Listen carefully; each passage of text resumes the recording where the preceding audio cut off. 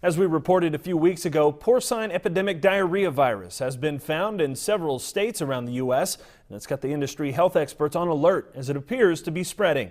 National reporter Tyne Morgan is in Des Moines, Iowa this week for the World Pork Expo. She has a story. Tyne?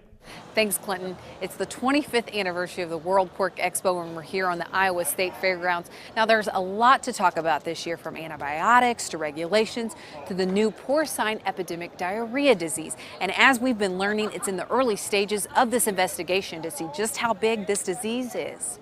Last I heard this morning, I think we're up to 10 states, maybe 11 states, somewhere around 65 to 70 herds.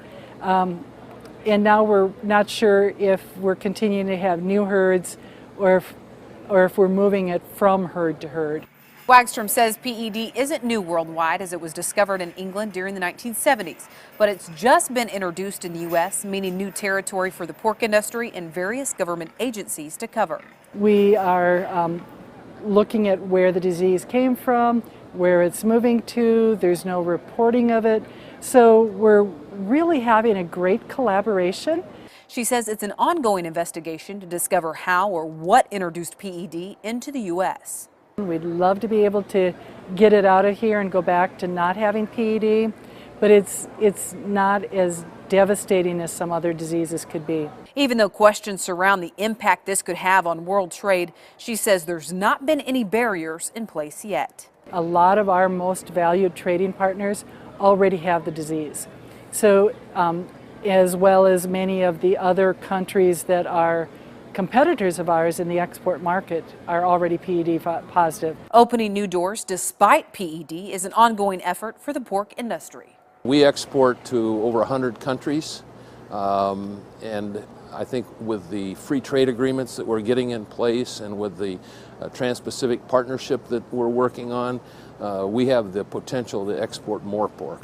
And the advantage of being able to export is that every country values the parts of the pig differently.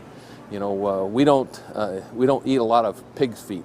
We don't eat a lot of ears. We don't eat a lot of the offal, the intestines and stomachs. But other people, that's a product that they like. So, you know, we can import ribs, for example, because we don't produce enough ribs, but we can export the things that the American consumer doesn't necessarily value, and it raises the overall value of that carcass, and so it raises the value for the pork producer.